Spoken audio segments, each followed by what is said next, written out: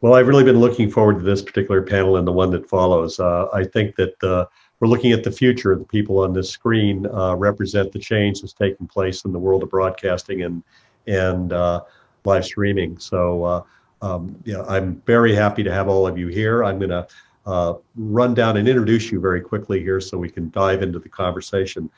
Cristina Cordova is the Executive Director of Digital Communications and content for the world of Outlaws and DIRTcar racing. And Cristina, thank you for joining us. Thank you for having me. It's a pleasure, and I have to just say that the volume of quality content that your team and your company produces is truly awe-inspiring. Looking from afar, I continue to be impressed. So thank you. And I want to go to you, Chalee. We've met on email before, but we've not actually met before. You're with MAVTV Motorsport Network. We've had a long relationship with you, and we really appreciate the total commitment to motorsports that MAVTV has and Lucas Oil has. So welcome to our panel today. You handle the communications for MAVTV, correct? That is correct, yes. Great, and thank you. Thank you for joining us. And Tommy Mason, you're the media manager there, and welcome. Thanks for joining us today. Thanks for having me. I faintly recognize the person with the pictures and all the toys behind him. That might be Ralph Sheheen. It is. I'm looking around for my okay. Coffee Eraser magazine. I know it's in here somewhere. Hey, thanks for having me, Paul. Really appreciate it. And by the way, Chris Graner is on. He's just looking for somebody on your side to open him up. My colleague. Can we let Chris Graner in, EPAR trade team, because Chris is the person that actually knows what he's talking about. Right. And Ralph is just he's window dressing for this conversation. But let's just go down a little bit about you, Ralph. I mean, you're obviously a veteran motorsport journalist and broadcaster, but you have Speed Sport News, which is a publication I've read since the age of 9. Speedsport.com. I'm on there every day. Great job, guys. Speed Sport TV, you're making it happen with a lot of hustle. Sprint Car and Midget Magazine, awesome. And Sprint Car and Midget.com. So I don't know when you sleep, and you're also, on TV. Chris, welcome. Welcome. Hi, thank you. And Chris Graner, give us a little background on what you do, because we've blown through everybody else, but here you are. Well, Ralph and I have a little bit of an interest together in Speed Sport TV. I'm the executive director there of that ongoing endeavor, and I work a ton. I mean, I also know Tommy Mason quite a bit here, and Chalee. So sorry, Cristina, you're the only one I don't know very well. And we work a ton on the streaming at the grassroots level of producing and executing the process of delivering broadcast video throughout the sport. Well, thank God you joined us, because I know we would have just had Ralph on the screen with his mouth open for the first time ever without knowing what to say without you. So, but great. Thank you for joining us. Thank okay. You. Well, what I set up here is that we're looking at the future. We're here in the end of the first bizarre year of this new decade, new era. And one of the things we've learned is that the world is changing, media habits are changing, all sports are changing.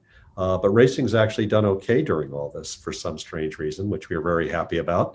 And you're all on the pace lap going into 2020 and pulling your harnesses down, getting ready for the green.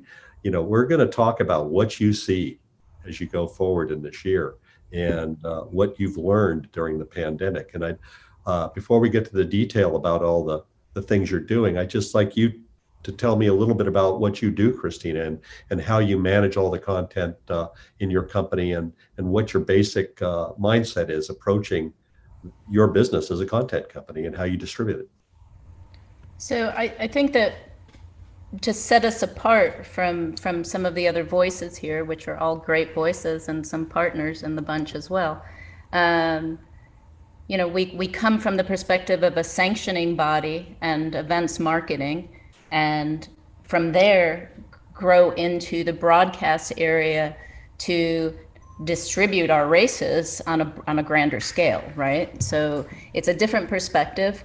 I think that when we're looking at the content, we're looking at from a content marketing perspective to a large extent. How do we get more people engaged with the sport? It really is about trying to bolster the sport and specifically the world of Outlaws and DIRTcar. So it's a little bit different than a media company's approach versus I don't know what I would call MAVTV, almost a brand owned. I think there's some similarities there because there is a marketing aspect since it is brand owned that perhaps sets that apart from Speed Sport and Racer and other media outlets that are doing broadcasting. So we're using the broadcasting to get more people engaged with the sport and ultimately to get more people into seats at the race, as opposed to just focusing on watching from afar, right? Ultimately, we want people to go to the events, and it creates kind of an ecosystem that feeds itself in different ways. One of the big changes that I think illustrates really beautifully how the broadcast then affects the at-track experience is we're introducing these big screens at track this year to be able to use some of what we're putting on Dirt Vision, actually show it to the fans on a larger screen during the event, and then create additional content while we're there to show on the screens that will be specific to the fans at track that won't be on Dirt Vision. But we now have more production staff at each race, and therefore you will actually be able to use it to enhance the track experience as well. So I think we're going to see more of that and more of how those worlds sort of unite and bolster each other rather than just one angle. And I think that really is what makes kind of our perspective unique in this conversation, at least. Yeah, very, very interesting too. And by the way, you could do a much better job of hosting this than I can tell. So I'm going to come right back to you for a second because you touched on something. You're creating an ecosystem here. And you're considering all aspects of what you're doing with this content and the energy it's creating, the fan energy, the audience commitment to the sport, the values, the belief systems, getting everybody to want to be there, getting everybody to follow you. So there's basically there's a mindset behind all this strategy, right? And you know what you're doing and you've got all the tools at your disposal now to do it. Most of the time. I mean, right. A lot of times you're testing things and you're adjusting as you go, right. And some things work and some things don't. And if everything works all the time, then you're probably doing something wrong or not pushing the edges enough, right? Yeah, right.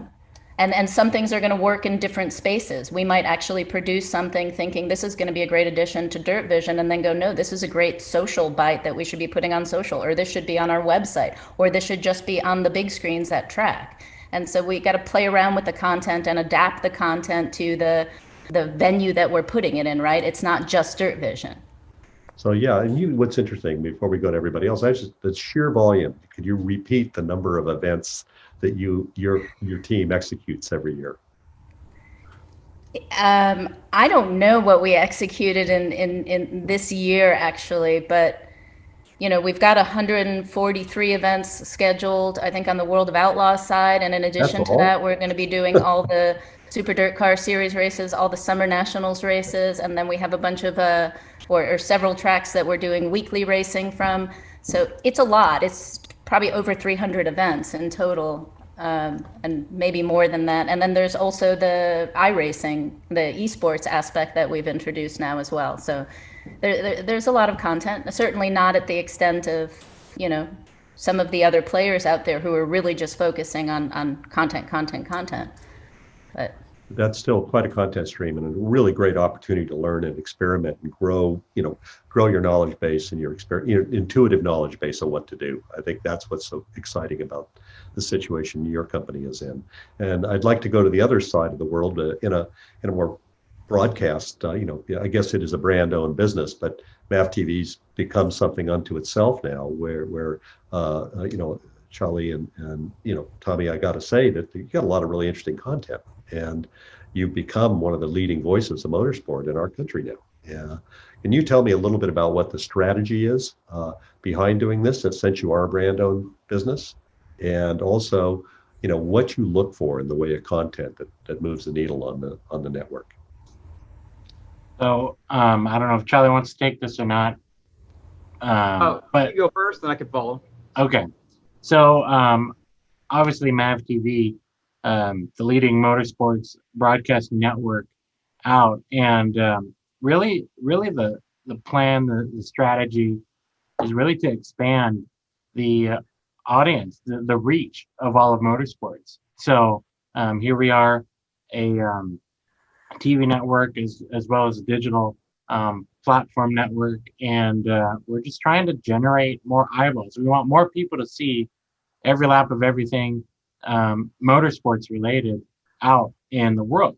And so worldwide, we're talking not only just the greatest in America, but also we've got racing shows and events on MAVTV all over the world. So whether it's road racing, dirt track, and everything in between, that's the strategy. We're just trying to bring more eyeballs to motorsports.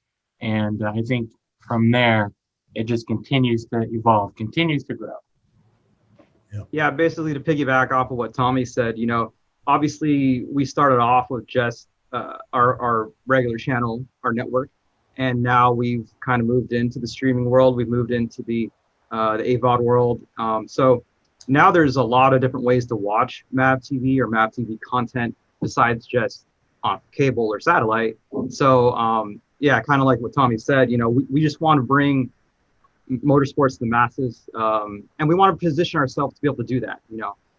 We didn't want to get behind and not be able to kind of go with the way the technology is going. So now you can watch MAVTV content on more than just the TV, and that's that's pretty much the direction that the world's going. So we feel like we've done a pretty good job putting ourselves in that position.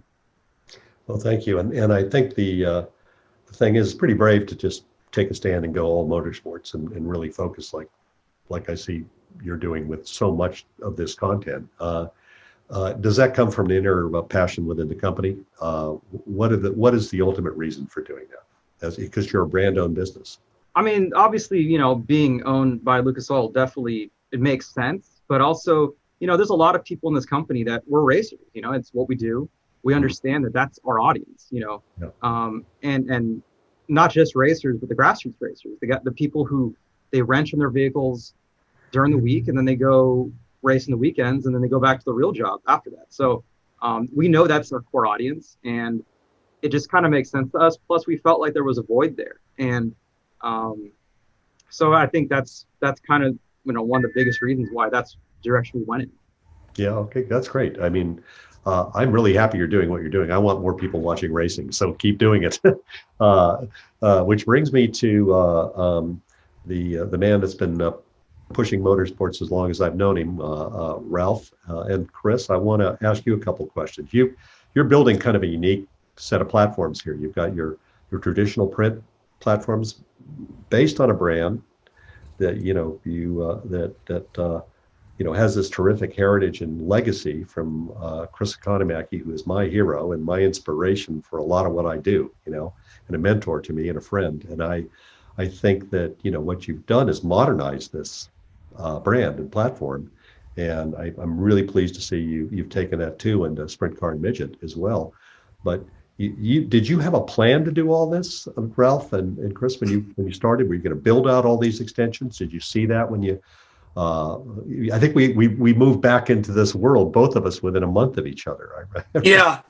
Yeah. Well, at Speed Sport, it was all about the brand. This red square right here. Yeah, it's great. And taking that red square and turning it into a full-blown media company. My partner and I, Joe Tripp, when we got started, and we bought that brand from the Economakis after they gave us the approval to be the right folks to shepherd that logo into the future. We knew right away that it had to be a full-blown media company.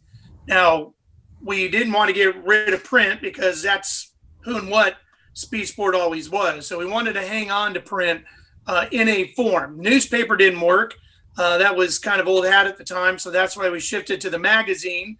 But the website fires up, and that becomes basically what the paper used to be, that news that you were looking for as it was happening, as quick as you could get it.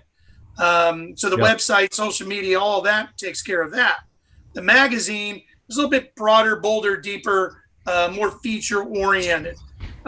We have TV shows. We've had TV shows. We've had a great partnership with our friends there at MAVTV with our Speed Sports series airing every Thursday night. One of the most popular, successful grassroots motorsports shows on their network. It's wide variety of racing. You'll see sprint cars and motorcycles and midgets, and we've got an auction coming early in 2021 that's going to be outstanding that we're bringing to the network. So there's a lot of different things happening there on the grassroots level. We didn't know until recently that live streaming was going to be a thing. I mean, nobody knew when we started, and then all of a sudden it just took off like a rocket. And we kind of messed around with it a little bit, tried to live stream a race or two on our own and had some success with it, but it wasn't really the niche that we were looking for. The way it was going at the time wasn't what we really wanted to do. We were more comfortable doing traditional TV and doing it with our partners at MAVTV. Then Chris Graner comes along, and we become good friends with Chris. His company, Rivet at the time, had developed this technology. You take that technology, which he can explain, that separates us from all the others that are live streaming out there the way we are. It's different than what, say, the Outlaws are doing. And then you match that with our brand, and now all of a sudden you've got the Speed Sport TV network. And that is cranking right along. And we launched that literally a year ago this month. Would have been like next week. And who knew that what was coming in March? And by the time March came around, all of a sudden there was a huge demand for live streaming, and we offered a platform that worked for promoters and sanctioning bodies and racetracks all around the country. We are doing, I think Chris can explain how the affiliates and all that work. We're somewhere close to 60 some odd affiliates on the network, I think it is. And as we sit here right now in 2020, from January to now, we've done over 1,300 live broadcasts, which is staggering. So wow, it's amazing. It's really been amazing. And you know, Chris, I think you were a change agent in this business. I want to talk to you a little bit about what you saw. I've been banging my head against the wall since 2010 in this streaming world. Started out live streaming late models at East Bay Raceway Park, and have had involvement at a number of levels with a number of series sanctions and every event type you can think of, from demolition derby to truck and tractor pulling, dirt track, pavement, drag racing, you name it. I've done it. But I think what you're sort of getting at is what's happening and where are we currently at.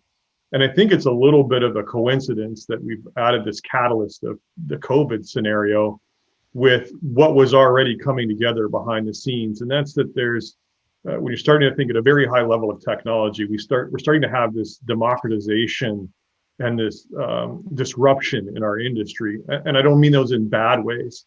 The cost of resources, the accessibility, things like our platform make these things substantially easier to bring a very high, almost TV level production quality in a very short amount of time.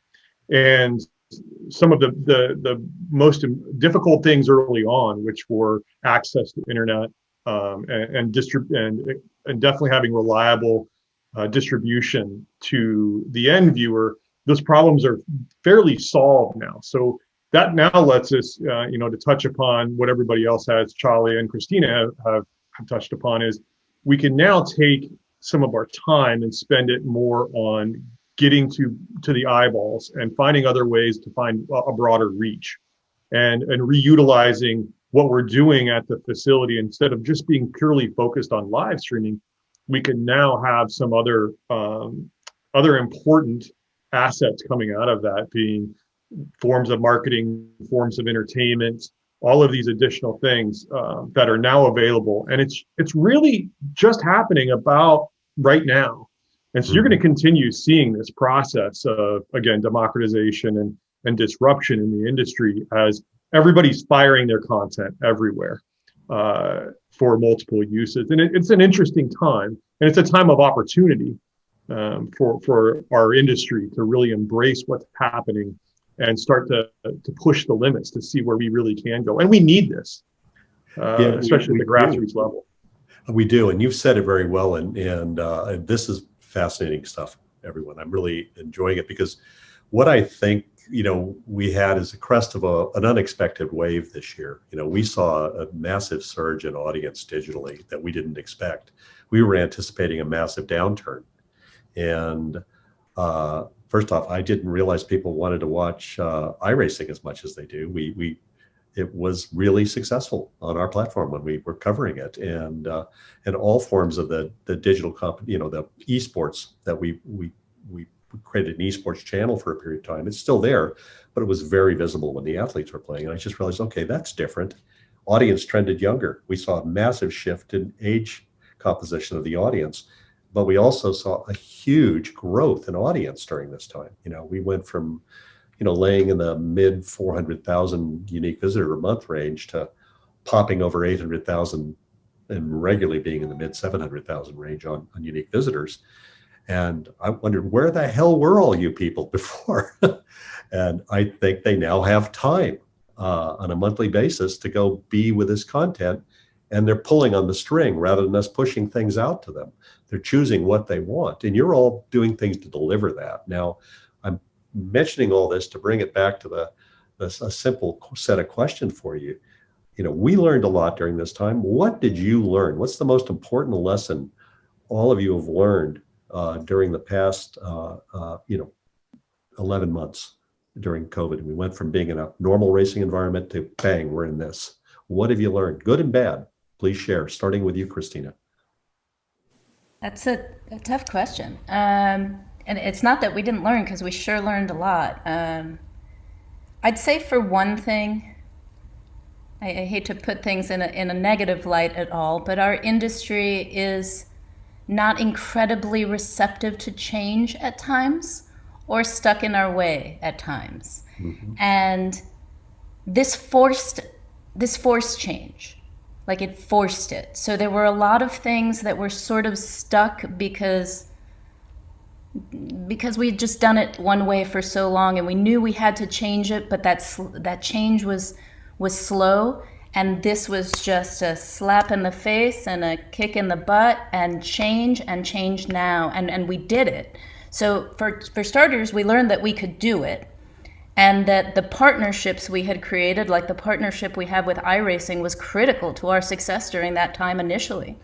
Yeah. So the importance of some of those partnerships, and to form those partnerships and be positioned and ready to go when the time comes, even not knowing what's going to happen, right?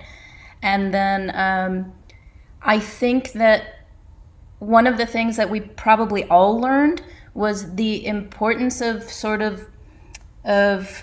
I don't want to say lobbying, right? But the importance of having people and teams and coalitions at the ready to go in and speak for the motorsports industry. Yes. And we worked with some that already exist. We created others that didn't exist.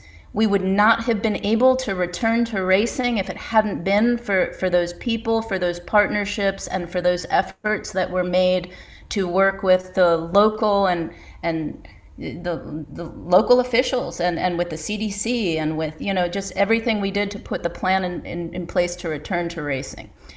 Without that, we wouldn't have had the broadcast, and the broadcasts are what kept that up, because we had such limited audience. I mean, you know all this. I don't need to speak to that, but yeah, but you said it so well, Cristina. I mean, you just wrote the white paper on this year, I think, and that's really, and one of the things you're touching on here is racers are resistant to change, but when they see something that's winning or working, they do adapt pretty quickly. They have to.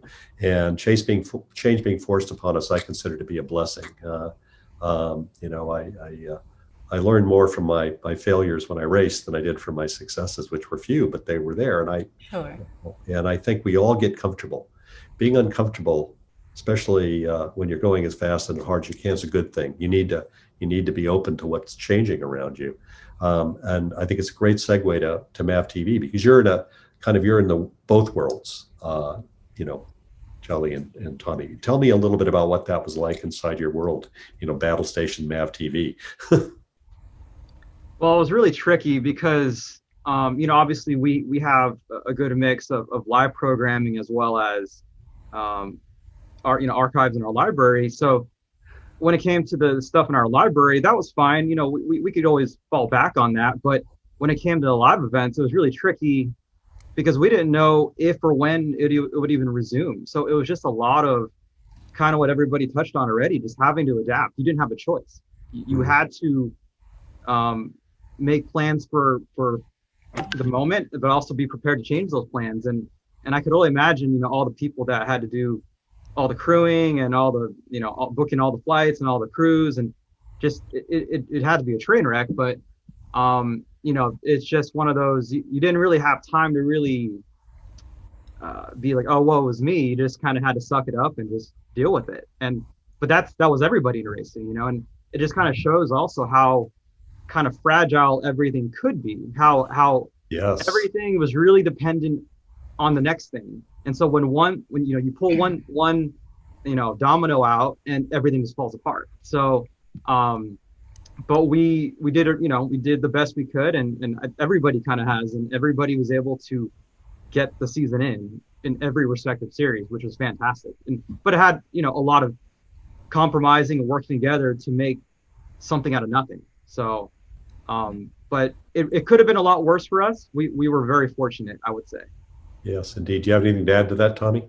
Well, I was going to say, as much as everybody in motorsports in general are resistant to change, as much as we're resistant, we can adapt and overcome a lot of motorsports too. And so we got to see literally the entire full circle of everything when it came to that, because between promoters, track operators, series, and all the way down to MAVTV and the side that where we had to, you know, we have a schedule. Everybody's got a schedule, and our on-air schedule had to change on the fly, almost sometimes hourly, sometimes daily. We would get a new surprise where things would happen, and you know, deadlines, you know, sometimes were met or not, but we kind of had to go with it. We had to roll with these ever evolving changes. And unlike a lot of other brands or companies or whatnot, when, you know, COVID really hit, the real big hit that practically shut the whole country down, TV doesn't sleep. So we had to keep going, and we had to find ways to constantly bring content on air, maybe try to change our programming a little bit, because we could always just hit a button and re-air, but that gets old, right? So we would adjust our scheduling to maybe mix it up, spice it up a little bit, because we know everybody's stuck at home, and what's there to do but to thumb through your phone and to watch TV. So yeah, it was really interesting, but it was really the intriguing part, I feel like, was to see everybody adapt and overcome. I mean, the racers themselves, big kudos to them, because they had nothing. You know, when March hit, that was it. The cars were parked, the trucks were locked in the garage. There's nothing. And you know, with the great work by the promoters and the racetracks and the racing series, and really all the sponsors that, you know, go with everything of motorsports, I think everybody really teamed up and kind of changed the direction, but made it work.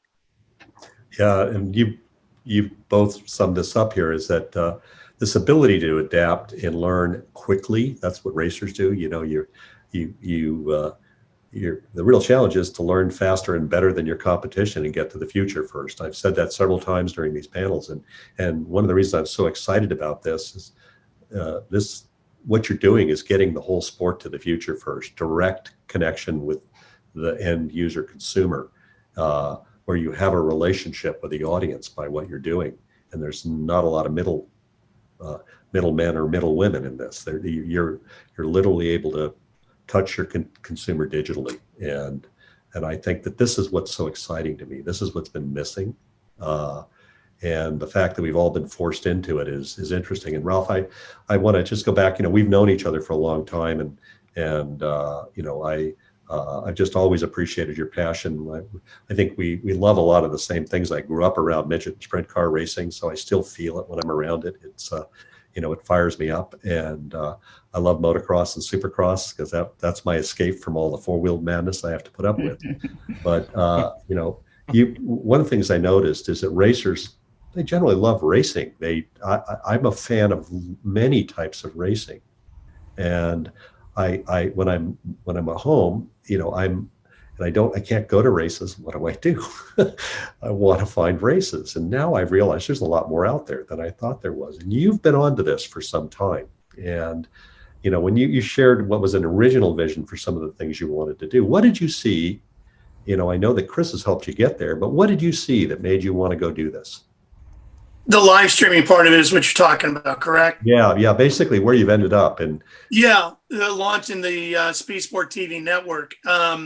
We knew that there would be a need out there for a Netflix of motorsports, if you will, live streamed out there that people could access and get to and get after. Something Joe Tripp and I have talked about endlessly ever since we bought the brand, but we didn't have the technical know-how to get to where we wanted to be able to present that content out there the way we envisioned it. And that's where Chris came in spectacular fashion. The idea, the technology that he had took everything that we were thinking and that he was thinking, and it just all melded together perfectly at the right time. And then I think what changed it a little bit, it's not just technology and a brand. You got to have a vision as to how you're going to present that. And so we really see ourselves as, racers broadcasting racing for racers. Yeah, and when I say that, I mean, race fans is all part of that. If you're in this thing, you're a racer. Okay. It's just, it's a loose term we all use, but everybody in this panel is one. If you're this committed and dedicated to putting in the hours and the effort to do what we're doing within the racing industry, you're a racer. Maybe you're not the one winning the trophy, but you're helping your team get to the finish line in your own individual way. So we are definitely racers, broadcasting racing for racers. And I think that helps separate us a little bit from some of the others, again, not on this panel, but others that are doing kind of what we're doing in a similar fashion. We're really part of this industry. We're not outsiders just coming in because racing's a hot thing. No, we're in. We're all in. We've been in all our lives. We're not going anywhere if racing takes a dip. We're just going to be trying to figure out how to bring it back up. There's other groups that might be coming in and going, we're here because it's good now, and we're gone when it's not.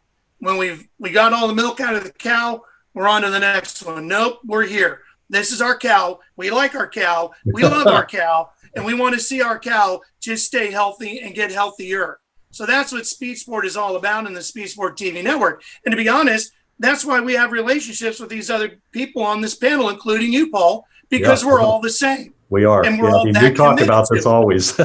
It's what we're all committed to. So we had that vision. We knew what we wanted to do. We thought there was a niche for that within the market that's different than what the Outlaws are doing, different than what MAVTV is doing. We can find our own niche. And you and I, Paul, have talked about this a million times. There is enough in this business for everybody. There's enough for Racer and Speed Sport and MAVTV and the Outlaws. And there's plenty of business out there for everybody. And we all have to support each other and work together and help each other raise the sport up. And then we all work within our niches. And if it works out fine for everybody, but our niche wouldn't have been available to actually flip the switch and make it go if it wasn't for Chris and what he had. Yeah, Chris, and I'm going to come back to some of the things you said, but Chris, I want you to weigh in a little bit because you touched on it the last time you spoke here about what's happening, in terms of the way the world's changing and that this is a moment, pivotal moment in change. And, I wanted to revisit your question, which is what did you learn? Yeah. Okay, great. I'd love that. And I'm going to be pretty generic in this. And that, there's the saying, it's better to be lucky than good sometimes. I'm going to say that it was counter to that. in this case, it was better to be good than lucky, because we did have some losers as well as winners. And so for those of us that did well, we were prepared for the moment and ready for the moment. And we had some flexibility built in. Everybody has sort of touched on that there was flexibility, and we were able to build the right, the groups and work with the people and the resources that we had so that we could actually execute. For me personally, there was an enormous amount of stress because much of the financial burden shifted to the execution of the broadcasts. Many of the broadcasts we had became the primary revenue generation engine for the event. And if it didn't function, the event purse wouldn't be paid. And that's a different sort of scenario. So back to the, better to be good than lucky. The thing that I took from this is that, maybe people can be critical of us as being behind in the motorsports industry, but as everybody has spoken here, we still can adapt, and we are hardworking folks, and we're able to execute if we need to be up to the task, we can be. And that's really what I took away from it, is that we were able to actually execute and keep a number of facilities running, series running. I mean, Cristina has it. I mean, if they're not broadcasting this year and they're not able to execute, there's no World of Outlaws. It just doesn't happen. It just wouldn't work.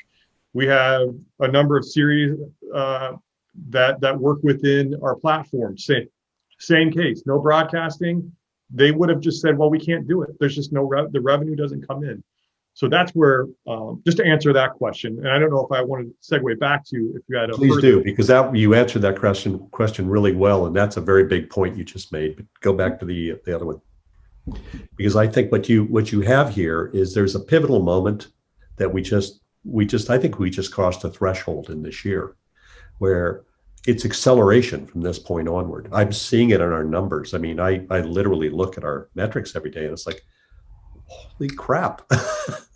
That something, the switch tripped, and everything it keeps coming now. People know it's there. And I also think what you've done, and you summed it up, Ralph, it's the voice of racing that's speaking through these enabling technologies now. It's not filtered through the wide world of sports. You're up there with greyhound dog racing. The pure cultural voice of racing that's coming through, which is fantastic. So we've got an acceleration point. What do we do with that now? You're changing the economic model, Chris, by some of the things you're doing here. You're changing the perceptive model, and the cultural campfire that each of these series represents, or these brands represent, is powerful. It's a pull world. You're pulling on what you want. I'm thinking that the economic elements that are coming into play, purely the revenue and money now that is coming available, is going to allow for us to bring in more resources at a very basic level, whether that's human resources, technical resources. We're now going to start opening up to making those opportunities, to be able to turn on those opportunities and allow to, we talked about an ecosystem early on, and that's what we think of our platform as an ecosystem for media professionals to get involved, to play a role, and execute and find a way. We're very much an ongoing experiment in what we do.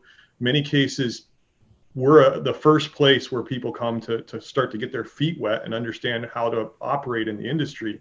And we're constantly, while the live stream is very important, something that Cristina had said very early on, we immediately start pushing those people to just think of the live stream as an element that opens up your world to doing more promotion, marketing, social media engagement.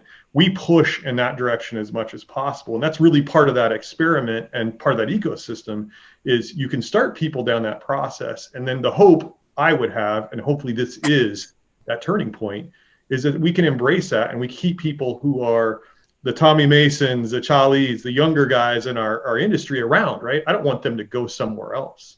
I don't want them to go and get a job at Fox Sports doing football. I want them to stay here in racing. And so we need the resources to be competitive. And I hope that that's the turning point that we have. Well, that's really a great summary. I mean, wow. I love this panel. I don't even know what football is, to be honest. I don't either. What is that? I always thought the football was a little rubber thing you put inside the intake stack Right. to keep it clean. But you touched on something, Ralph, I want to come back to, which is particularly important. When I shared with Chris that I was going to launch Racer, and I'd known Chris for some time. He'd been to my office, told me what not to buy and what to buy and who to trust, and who, really a great mentor. And he said, fantastic, there's room in this sport for both of us. The sport needs both of us. More of us are pulling on this and carrying it forward, the better. And he meant it. So he sent me his subscriber list for me to mail to try to get subscriptions. Think about that. That's huge. That's Think about huge. So, the thing that I was struck by, it never left it's in my heart forever. He wanted my subscriber list. He had faith we'd make it. And we gave him our subscriber list because we got to be fairly big fairly quickly. And I think that, in the photographs of the launch of Racer, in the front, holding the grass and giving the first toast to the success of the magazine is Chris Economy. So we all have a vested interest in the success of each other. I'm cheering for everybody I see here. I want you to kick ass. And this year, this is a segue, believe it or not. I'm not just an old white guy ranting. I think that there's a moment here, and I've used the phrase restart of our lives. This is for all the marbles. Racing didn't decline like other sports and ratings. We held our audience and grew in social. We grew in areas we could, and we held a lot of our ratings in a lot of places and meaningful places. And the energy I see pent up in the race fan base, they're more committed than casual sports fans are. Their heroes risk their lives doing what they do. You can't not be committed. So, word of advice to everybody in the industry. We've got maybe 8 minutes to 10 minutes before we hand off. I'm going to start with you, Cristina. What's your word of advice to the people in this industry? You've got a powerful new tool you've all created here. How do we win the restart of our lives going into 2021? So in certain conditions, we don't know if we're going to be ready to be fully back to normal until maybe later in the year. But what do you think the mindset needs to be? I mean, I think we already touched upon it, right? Adapt, Yep. change, try new things. Don't get stuck on any one thing, but keep trying it long enough to make sure you're giving it a fair chance. Start small if you have to. Find the right partners. Like Ralph said and Chris said, they probably meant the survival for a lot of tracks, or at least for tracks and promoters to be able to race, right? Thank God that was there. Thank God. Right. Don't try and recreate the wheel. It's been created for you. So find the partners that can help, or talk to people about how they created their wheel, and see if you can build off of that rather than starting from scratch. You're truly wise beyond your age. That is great advice. I hope everybody takes it to heart. Thank you. And I go to you, Chalee and Tommy. Restart our lives.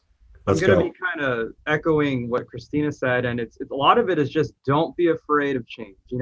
When you look at the world 5 years ago, streaming it existed, but it wasn't as big as it is now. So if 5 years ago you were so committed to just TV that you paid no attention to streaming, 5 years later, you're 3 laps down. You don't want to be Blockbuster when Netflix came out. You want to, if you can't be ahead of the game, at least be able to go with it when the changes happen. Right. So, because, we don't know what's going to happen 5 years from now. What we have 5 years from now could be completely different from what we have today. So you just have to be ready for change and be able to put yourself in a position to adapt to those changes if and when they happen. Great advice. And Tommy? I was just going to say, not only adapting is key, but also support, right? I mean, it really comes down to the support of everybody involved with every brand, right? Racing or anything involved with your favorites, right? Because you've kind of seen a thing where people assume it's going to always be there. Well, I think, the sink or swim moment we've had this year, and hopefully that trickles away and we forget about it.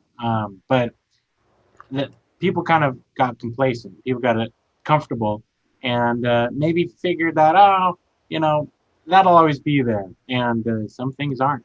And I think you need to support. I think that's going to be my advice for everybody going forward: is if the opportunity is there, and you have, any interest, go for it.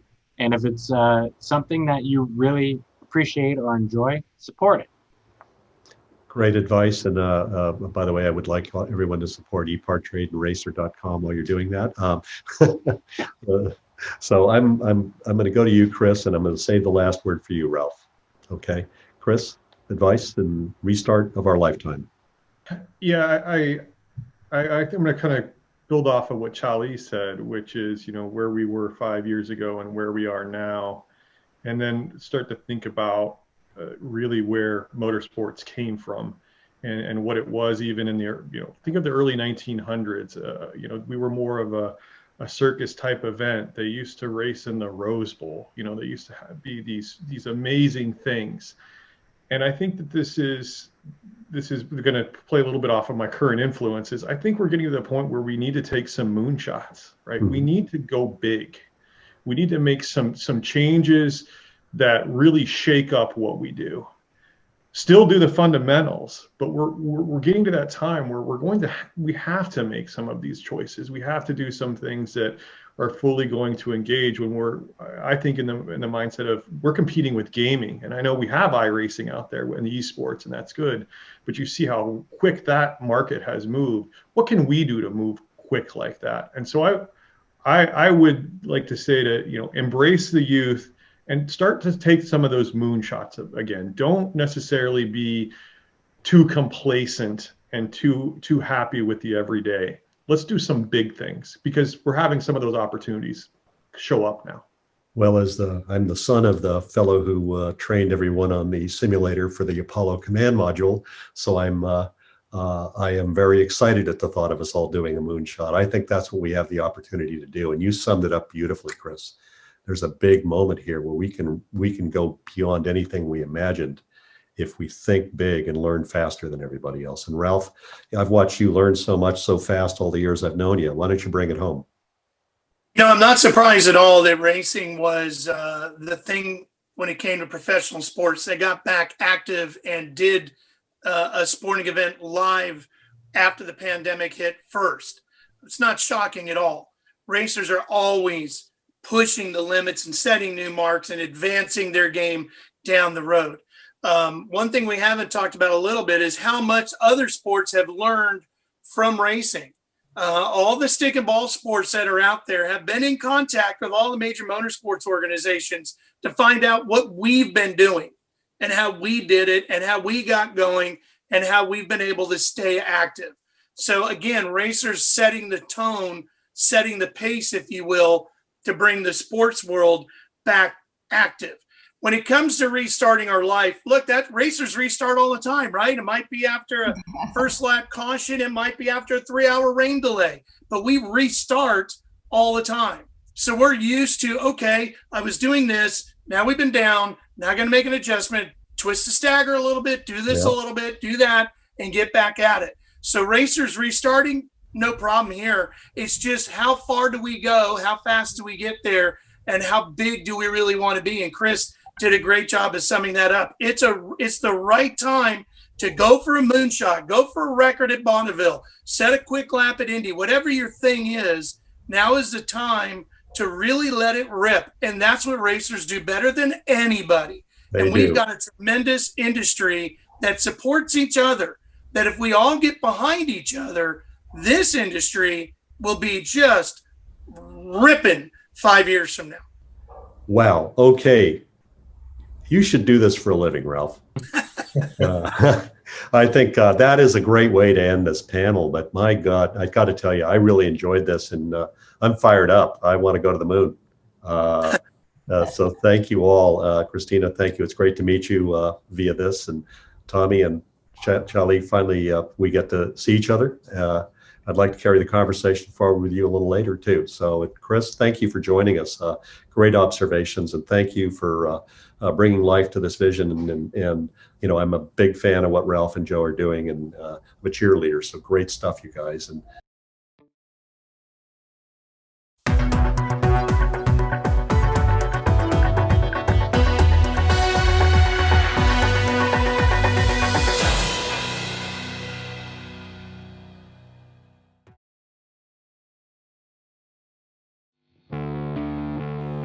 There are two types of people, racers and everyone else. Racer Magazine is for those who believe that racing is a way of life.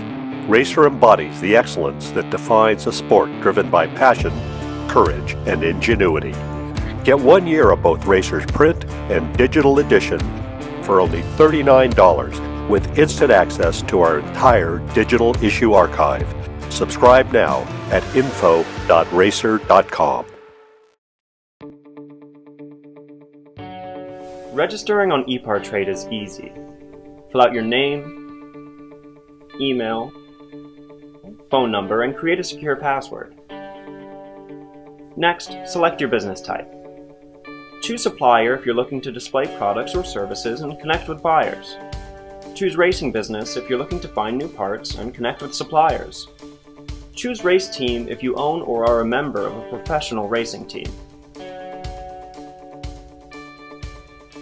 Begin typing your company name. We most likely already have your company in our database, which you can select from the drop-down. Then, enter your job title. Choose Claim Company if you'll be editing your company profile. Other members of your company can choose Join Company if they'd like to use ePartrade as well. You can view and agree to our terms of use here. If you'd like to receive our weekly newsletter, choose Accept. Click Register Now, and your registration will be submitted for approval. You'll need to confirm your email once it goes through. To keep our platform industry only, you'll be approved shortly after. If we require additional proof of business, we'll reach out.